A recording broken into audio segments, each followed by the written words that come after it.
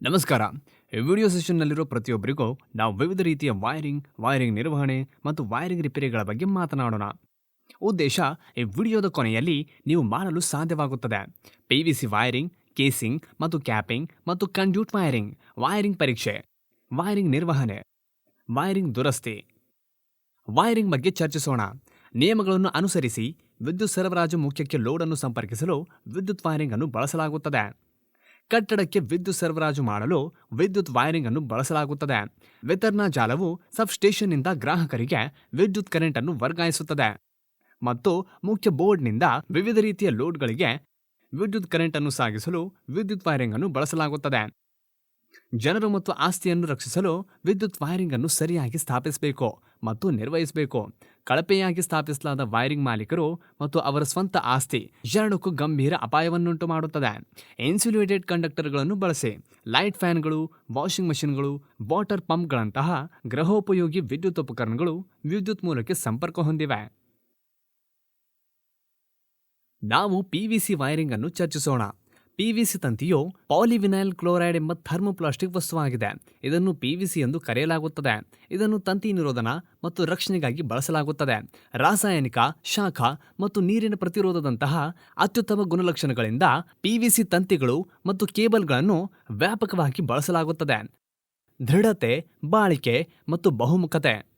PVC ನಿರೋಧಕ ತಂತಿಗಳೊಂದಿಗೆ cable ನಿರೋಧನವು ಉತ್ತಮವಾಗಿ ಕಾರ್ಯನಿರ್ವಹಿಸುತ್ತದೆ. ಈ ತಂತಿಗಳನ್ನು ಅವುಗಳ ಬಳಕೆಯ ಸುಲಭತೆ ಮತ್ತು ಬೆಂಕಿ ಪ್ರತಿರೋಧದಿಂದಾಗಿ ಕೇಬಲ್ ತಯಾರಿಕೆಯಲ್ಲಿ ಹೆಚ್ಚು ಬಳಸಲಾಗಿದೆ. ಕೇಸಿಂಗ್ ಮತ್ತು ಕ್ಯಾಪಿಂಗ್ ವೈರಿಂಗ್ ಬಗ್ಗೆ ಚರ್ಚಿಸೋಣ. ಕೇಸಿಂಗ್ ಮತ್ತು ಕ್ಯಾಪಿಂಗ್ ಎಂದಿಗೂ ಬಳಕೆಯಲ್ಲಿರುವ ಅತ್ಯಂತ ಹಳೆಯ ಮತ್ತು ಅತ್ಯಂತ ಜನಪ್ರಿಯ ವೈರಿಂಗ್ ವ್ಯವಸ್ಥೆಗಳಲ್ಲಿ ಒಂದಾಗಿದೆ.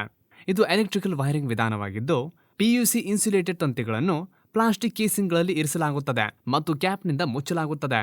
ಕೇಸಿಂಗ್ ಮತ್ತು ಕ್ಯಾಪಿಂಗ್ ವ್ಯವಸ್ಥೆಯನ್ನು ಸಾಮಾನ್ಯವಾಗಿ ಮನೆಯ ವೈರಿಂಗ್, ತಂತಿ ವಿತರಣೆ, ಇತರ ವೈರಿಂಗ್ ವ್ಯವಸ್ಥೆಗಳಿಗೆ ರಕ್ಷಣೆ, ಕಚೇರಿಗಳು ಮತ್ತು ಕಡಿಮೆ ವೋಲ್ಟೇಜ್ ಬಳಕೆಯೊಂದಿಗೆ ಸಾಧನಗಳಿಗೆ ಬಳಸಲಾಗುತ್ತದೆ. ಸಾಮಾನ್ಯವಾಗಿ ಆಯತಾಕಾರದ ಪಟ್ಟಿಯಾಗಿರುತ್ತದೆ ಮತ್ತು ಅದರ ಚಾನೆಲ್ ಮತ್ತು ಕ್ಯಾಪ್ ಸಾಮಾನ್ಯವಾಗಿ ಬೂದು ಅಥವಾ ಬಿಳಿಯಾಗಿರುತ್ತದೆ. ಪ್ರಮಾಣಿತ ಕೇಸ್ ಮತ್ತು ಕ್ಯಾಪ್ ಉದ್ದವು 39.4 ಇಂಚುಗಳು ಮತ್ತು ಇದು 1.5 ಇಂಚಿನ ಅಗಲ ಮತ್ತು 0.8 ಇಂಚಿನ ದಪ್ಪದ ಗಾತ್ರಗಳಲ್ಲಿ ಬರುತ್ತದೆ. ಸಿಸ್ಟಮ್ನ ಬಾಳಿಕೆ ಸುಮಾರು 20 ವರ್ಷಗಳು ಮತ್ತು ಇದು ಮನೆಗಳು ಅಥವಾ ಕಚೇರಿ ಸ್ಥಳಗಳಲ್ಲಿ ಉತ್ತಮವಾಗಿ ಕಾರ್ಯನಿರ್ವಹಿಸುತ್ತದೆ. ಮೂಲತಃ ಕೇಸಿಂಗ್ ಮತ್ತು ಕ್ಯಾಪಿಂಗ್ ಎರಡು ಭಾಗಗಳನ್ನು ಕೆಳಗೆ ಮತ್ತು ಮೇಲ್ಭಾಗವನ್ನು ಒಳಗೊಂಡಿದೆ. ಪ್ರೆಸ್ ಮತ್ತು ಫಿಟ್ ವೈರಿಂಗ್ ಕೆಳಭಾಗ ಮತ್ತು ಮೇಲಿನ ತುಂಡನ್ನು ಒಳಗೊಂಡಿರುತ್ತದೆ. ಕೆಳಭಾಗವನ್ನು ಗೋಡೆಗಳಿಗೆ ಜೋಡಿಸಲಾಗಿದೆ ಮತ್ತು ಮೇಲಿನ ಭಾಗವನ್ನು ವೈರಿಂಗ್ ಮೇಲೆ ಒತ್ತಲಾಗುತ್ತದೆ.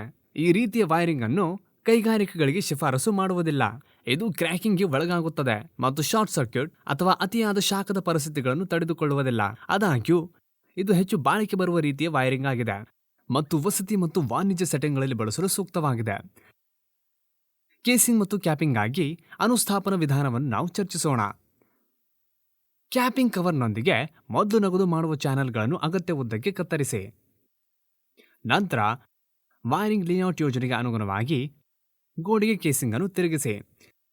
ಸಾಮಾನ್ಯವಾಗಿ ಪ್ರತಿ 30 ಸೆಂಟಿಮೀಟರ್ನಲ್ಲಿ ಸ್ಕ್ರೂ ಅನ್ನು ಚಾನೆಲ್ನಲ್ಲಿ ಇರಿಸಿ.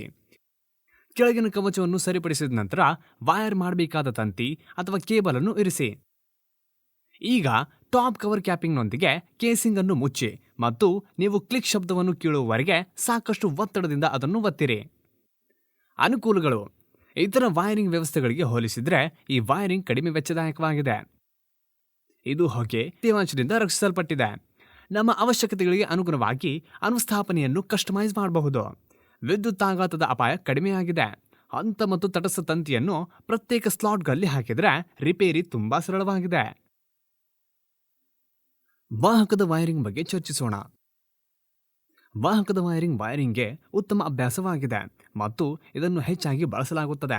ಅದರ ಟೊಳ್ಳಾದ ಆಕಾರದ ರಚನೆಯು ವಿದ್ಯುತ್ ವೈರಿಂಗ್ಗೆ ಮಾರ್ಗವನ್ನು ಒದಗಿಸುತ್ತದೆ. ವಾಹಕಗಳು ವಾತಾವರಣದ ಪರಿಸ್ಥಿತಿಗಳಿಂದ ರಕ್ಷಿಸಲು ತಂತಿಗಳಿಗೆ ಹೊದಿಕೆಗಳನ್ನು ಹೊರತುಪಡಿಸಿ ಬೇರೇನೂ ಇಲ್ಲ. ವಾಹಕದ ವೈರಿಂಗ್ ಅನ್ನು PVC ಕೊಳವೆಗಳು ಅಥವಾ ಲೋಹದ ಕೊಳವೆಗಳಿಂದ ಮಾಡಲಾಗುತ್ತದೆ. ಮೂಲಭೂತವಾಗಿ 2 ವಿಧದ ವಾಹಕ ವೈರಿಂಗ್ಗಳಿವೆ. 1 ಮೇಲ್ಮೈ ವಾಹಿನಿ ವೈರಿಂಗ್ ಮತ್ತು 2 ಮರೆಮಾಚುವ ವಾಹಕ ವೈರಿಂಗ್. ಮೇಲ್ಮೈ ವೈರಿಂಗ್ ಮೇಲ್ಮೈ ಮೇಲೆ ವೈರಿಂಗ್ ಗೋಡೆಗಳು ಅಥವಾ ಚಾವಣಿಗಳ ಮೇಲೆ ಜಿಐ ಅಥವಾ ಪಿವಿಸಿ ವಾಹಕಗಳನ್ನು ಸ್ಥಾಪಿಸಿದಾಗ ಇದನ್ನು ಮೇಲ್ಮೈ ವಾಹಕ ವೈರಿಂಗ್ ಎಂದು ಕರೆಯಲಾಗುತ್ತದೆ. ನಿಯಮಿತ ಮಧ್ಯಂತರದಲ್ಲಿ ಬೇಸ್ ಕ್ಲಿಪ್ಗಳೊಂದಿಗೆ ವಾಹಕವನ್ನು ಗೋಡೆಗಳಿಗೆ ಜೋಡಿಸಲಾಗುತ್ತದೆ. ವಿದ್ಯುತ್ ತಂತಿಗಳನ್ನು ಕೊಳವೆಗಳ ಒಳಗೆ ಹಾಕಲಾಗುತ್ತದೆ. ಮೇಲ್ಮೈ ವೈರಿಂಗ್ ಗೋಡೆಯ ಮೇಲ್ಮೈಯಲ್ಲಿ ಸ್ಥಾಪಿಸಲಾದ ಒಂದು ರೀತಿಯ ವೈರಿಂಗ್ ಆಗಿದೆ. ಈ ವೈರಿಂಗ್ ವ್ಯವಸ್ಥೆಗಳು ಗೋಚರಿಸುತ್ತವೆ. ಮೇಲ್ಮೈ ವೈರಿಂಗ್ ವ್ಯವಸ್ಥೆಯ ಅನುಸ್ಥಾಪನೆಯು ಸರಳ ಹಂತಗಳಿಂದ ಮಾಡಲ್ಪಟ್ಟಿದೆ. ಅಸೆಂಬ್ಲಿ ಸೂಚನೆಗಳು ನಿಮಗೆ ತ್ವರಿತ ಅನುಸ್ಥಾಪನೆಯನ್ನು ನಿರ್ವಹಿಸಲು ಅನುವು ಮಾಡಿಕೊಳ್ಳುತ್ತದೆ. ಸಂಕೀರ್ಣ ಕೃತಿಗಳ ಅಗತ್ಯವಿಲ್ಲದೆ ಪ್ರತಿ ಘಟಕವನ್ನು ಸುಲಭವಾಗಿ ಜೋಡಿಸುವುದು, ಏಕೆಂದರೆ ಸಂಪೂರ್ಣ ರಚನೆಯು ಗೋಡೆಯ ಬಾಹ್ಯ ಮೇಲ್ಮೈಯಲ್ಲಿ ಚಲಿಸುತ್ತದೆ. ಮೇಲ್ಮೈ ವೈರಿಂಗ್ ಒಂದು ವ್ಯವಸ್ಥೆಯಾಗಿದ್ದು ಇದರಲ್ಲಿ ತಂತಿಗಳು ಸರಳವಾಗಿ ಗೋಡೆ ಅಥವಾ ಛಾವಣಿಯ ಮೇಲ್ಮೈಯಲ್ಲಿ ಚಲಿಸುತ್ತವೆ, ಆದರೆ ಅಲಂಕಾರಿಕ ಕವರ್ ಅಥವಾ ಚಾನಲ್ನಿಂದ ಮರೆಮಾಡಲಾಗಿದೆ ಮತ್ತು ರಕ್ಷಿಸಲಾಗಿದೆ. ಮೇಲ್ಮೈ ವೈರಿಂಗ್ನ ಪ್ರಯೋಜನವೆಂದರೆ ಅಸ್ತಿತ್ವದಲ್ಲಿರುವ ಪೂರ್ಣಗೊಳಿಸುವಿಕೆಗಳಿಗೆ ಸ್ವಲ್ಪ ಅಥವಾ ಯಾವುದೇ ಅಡ್ಡಿ ಇಲ್ಲದೆ ಮಾಡಬಹುದು. ಮೇಲ್ಮೈ ವಾಹಕದ ವೈರಿಂಗ್ ಕಾರ್ಯವಿಧಾನವನ್ನು ನಾವು ಚರ್ಚಿಸೋಣ. ನಾಳಗಳನ್ನು ಮೊದಲು ಸ್ಥಾಪಿಸುವ ಮೇಲ್ಮೈಯಲ್ಲಿ ಮಾರ್ಗ ಅಥವಾ ರೇಸ್ವೇಗಳನ್ನು ಆರಿಸಿ. ಮಾರ್ಗವು ವಿದ್ಯುತ್ ಸರಬರಾಜಿನಿಂದ ಲೋಡ್ಗೆ ಕಡಿಮೆ ಮಾರ್ಗವನ್ನು ಹೊಂದಿರಬೇಕು. ಮಾರ್ಗದಲ್ಲಿ ಯಾವುದೇ ಸಂವಹನ ಮಾರ್ಗಗಳು ಅಥವಾ ನೀರಿನ ಮಾರ್ಗಗಳಿಲ್ಲ ಎಂದು ಖಚಿತಪಡಿಸಿಕೊಳ್ಳಿ. ಮಾರ್ಗ ಅಥವಾ ರೇಸ್ವೆಗಳ ಅಂತರವನ್ನು ಅಳೆಯಿರಿ. ಪೈಪ್ಗಳು, ಜಂಕ್ಷನ್ಗಳು, ಬೆಂಡ್ಗಳು, ಸ್ಯಾಡಲ್ಗಳು, ಸ್ಕ್ರೂಗಳು ಮತ್ತು ಮುಂತಾದವುಗಳಂತಹ ಅನುಸ್ಥಾಪನೆಗೆ ಸರಿಯಾದ ವಸ್ತುಗಳನ್ನು ಆರಿಸಿ. ಕೊಳವೆಗಳನ್ನು ಸರಿಪಡಿಸಲು ಹೋಗುವ ಮಾರ್ಗವನ್ನು ಗುರುತಿಸಿ. ಪಿವಿಸಿ ಅಥವಾ ಲೋಹದಂತಹ ವಾಹಕಗಳನ್ನು ಆರೋಹಿಸಲು ಸ್ಯಾಡಲ್ಗಳನ್ನು ಸರಿಪಡಿಸಲು ರಂಧ್ರಗಳನ್ನು ಎಲ್ಲಿ ಮಾಡಬೇಕೆಂದು ಸಹ ಗುರುತಿಸಿ. ನಿಯಮಿತ ಮಧ್ಯಂತರದಲ್ಲಿ ಸ್ಯಾಡಲ್ಗಳನ್ನು ಸರಿಪಡಿಸಲು ರಂಧ್ರಗಳನ್ನು ಮಾಡಿ. ಬಿಡಿ ಭಾಗಗಳ ಜೊತೆಗೆ ಸ್ಯಾಡಲ್ಗಳಲ್ಲಿ ವಾಹಕ ಪೈಪ್ಗಳನ್ನು ಆರೋಹಿಸಿ.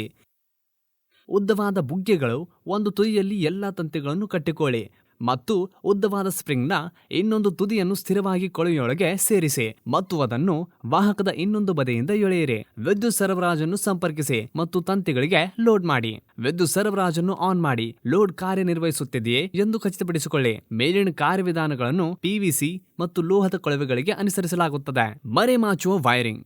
ಮರೆಮಾಚುವ ವೈರಿಂಗ್ನಲ್ಲಿ ಗೋಡೆಯೊಳಗೆ ಕೊಳವೆಗಳನ್ನು ಹಾಕಲಾಗುತ್ತದೆ. ಇವುಗಳು ಗೋಚರಿಸುವುದಿಲ್ಲ, ಆದರೆ ಇದು ಅಚ್ಚುಕಟ್ಟಾಗಿ ಮತ್ತು ಸುಂದರವಾಗಿ ಕಾಣುತ್ತದೆ.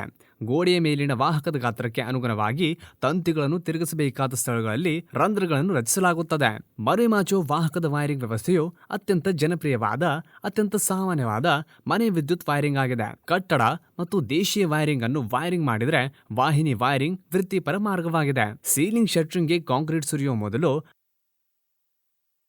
ಅನುಸ್ಥಾಪನೆಗೆ ವಾಹಕ ತಂತಿಯನ್ನು ಗೋಡೆಯಲ್ಲಿ ಇರಿಸಬೇಕು. ಗೋಡೆಗಳಲ್ಲಿನ ವಾಹಕವನ್ನು ದೃಢವಾಗಿ ಸರಿಪಡಿಸಲು ಸ್ಟೇಪಲ್ಸ್ ದೂರದ ನಿರ್ದಿಷ್ಟ ಮಧ್ಯಂತರದಲ್ಲಿ ಇರಿಸಬೇಕು. ವಾಹಕಗಳನ್ನು ಕೊನೆಗೊಳಿಸಲು ಸ್ವಿಚ್ ಬಾಕ್ಸ್ಗಳು ಅಥವಾ ಜಿಐ ಪಿವಿಸಿ ಬಾಕ್ಸ್ಗಳನ್ನು ಬಳಸಲಾಗುತ್ತದೆ. ನಂತರ ಸ್ವಿಚ್ ಬಾಕ್ಸ್ ಅನ್ನು ಗೋಡೆಯ ಪ್ಲಾಸ್ಟರ್ನೊಂದಿಗೆ ತೊಳೆಯಲಾಗುತ್ತದೆ.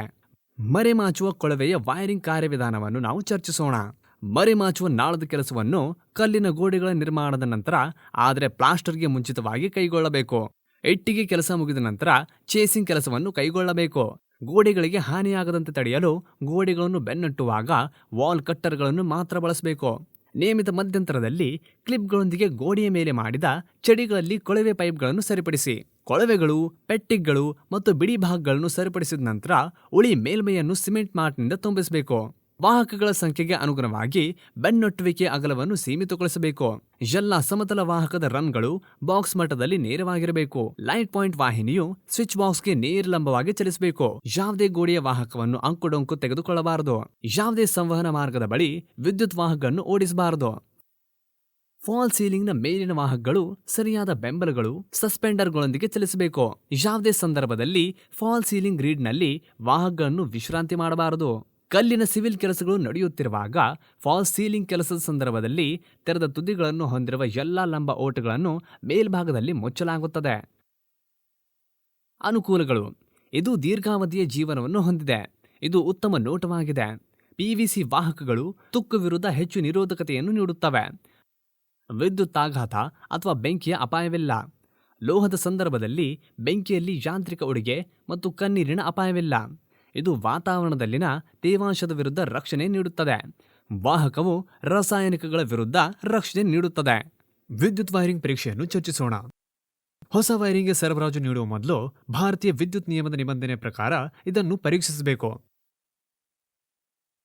ಓಪನ್ ಸರ್ಕ್ಯೂಟ್, ಶಾರ್ಟ್ ಸರ್ಕ್ಯೂಟ್ ಅಥವಾ ಸೋರಿಕೆ ಇಲ್ಲ ಎಂದು ಖಚಿತಪಡಿಸಿಕೊಳ್ಳಲು ಈಗ ವೈರಿಂಗ್ ಅನ್ನು ಮೆಗ್ಗರ್ ಮೂಲಕ ಪರೀಕ್ಷಿಸಬೇಕು. ಪೂರೈಕೆಯನ್ನು ನೀಡುವ ಮೊದಲು ಈ ಕೆಳಗಿನ ಪರೀಕ್ಷೆಗಳನ್ನು ಮಾಡಲಾಗುತ್ತದೆ. ಭೂಮಿ ಮತ್ತು ವೈರಿಂಗ್ ನಡುವಿನ ನಿರೋಧನ ಪರೀಕ್ಷೆ, ವಾಹಕಗಳ ನಡುವಿನ ನಿರೋಧನ ಪರೀಕ್ಷೆ, ಧ್ರುವೀಯತೆಯ ಪರೀಕ್ಷೆ, ನಿರಂತರತೆಯ ಪರೀಕ್ಷೆ, ಹಂತ ಮತ್ತು ಭೂಮಿಯ ವಾಹಕಗಳ ನಡುವಿನ ನಿರೋಧನ ಪರೀಕ್ಷೆ. ನೀವು ಪರೀಕ್ಷಿಸಲಿರುವ ಸರ್ಕ್ಯೂಟ್ ಅನ್ನು ಸ್ವಿಚ್ ಆಫ್ ಮಾಡಿ. ಮೆಗ್ಗರ್ನ ಧನಾತ್ಮಕ ಮತ್ತು ಋಣಾತ್ಮಕ ಶೋಧಕಗಳನ್ನು ಕ್ರಮವಾಗಿ ಹಂತ ಮತ್ತು ಭೂಮಿಯ ಕಂಡಕ್ಟರ್ಗಳಿಗೆ ಸಂಪರ್ಕಪಡಿಸಿ. ಸ್ವಲ್ಪ ಸಮಯದವರೆಗೆ ಹ್ಯಾಂಡಲ್ನೊಂದಿಗೆ ಮೆಗ್ಗರ್ ಅನ್ನು ಚಾಲನೆ ಮಾಡಿ. ಭಾರತೀಯ ಮಾನದಂಡಗಳ ಪ್ರಕಾರ ಮೆಗ್ಗರ್ ಮೆಗಾ ಓಮ್ಗಳಲ್ಲಿ ಓದುತ್ತದೆ ಎಂದು ಖಚಿತಪಡಿಸಿಕೊಳ್ಳಿ. ಪ್ರತಿರೋಧವು ಮೆಗಾ ಓಮ್ಗಿಂತ ಕಡಿಮೆ ಇದ್ದರೆ ವೈರಿಂಗ್ನಲ್ಲಿ ದೋಷವಿದೆ ಎಂದು ತೀರ್ಮಾನಿಸಿ ಮತ್ತು ಅರ್ಥಿಂಗ್ ವ್ಯವಸ್ಥೆಯನ್ನು ಸರಿಯಾಗಿ ಮಾಡಲಾಗಿದೆ ಎಂದು ಪರಿಶೀಲಿಸಿ. 2 ವಾಹಕಗಳ ನಡುವಿನ ನಿರೋಧನ ಪರೀಕ್ಷೆ. ದೋಷವನ್ನು ಕಂಡುಹಿಡಿಯಲು ಈ ಪರೀಕ್ಷೆಯನ್ನು ಹೆಚ್ಚಾಗಿ 2 ಅಥವಾ ಹೆಚ್ಚಿನ ಕೋರು ಭೂಗತ ಕೇಬಲ್ಗಳಲ್ಲಿ ಮಾಡಲಾಗುತ್ತದೆ. ವಿದ್ಯುತ್ ಸರಬರಾಜನ್ನು ಆಫ್ ಮಾಡಿ ಮತ್ತು ಸರ್ಕ್ಯೂಟ್ನಿಂದ ಕೇಬಲ್ ಅನ್ನು ಸಂಪೂರ್ಣವಾಗಿ ತೆಗೆದುಹಾಕಿ. 2 ಕಂಡಕ್ಟರ್ಗಳ ನಡುವೆ ಮೆಗ್ಗರ್ನ ಧನಾತ್ಮಕ ಮತ್ತು ಋಣಾತ್ಮಕ ಪ್ರೋಬ್ಗಳು ಏಕ ಹಂತದ ವ್ಯವಸ್ಥೆಯಾಗಿದ್ದರೆ ಮತ್ತು 3 ಹಂತ, 3 ಕೋರ್ ಅಥವಾ 4 ಕೋರ್ ಕೇಬಲ್ನ ಸಂದರ್ಭದಲ್ಲಿ ಎಲ್ಲ ಕಂಡಕ್ಟರ್ಗಳ ನಡುವೆ ಇರಿಸಿ. ನೋಡಿದ್ದಕ್ಕಾಗಿ ಧನ್ಯವಾದಗಳು.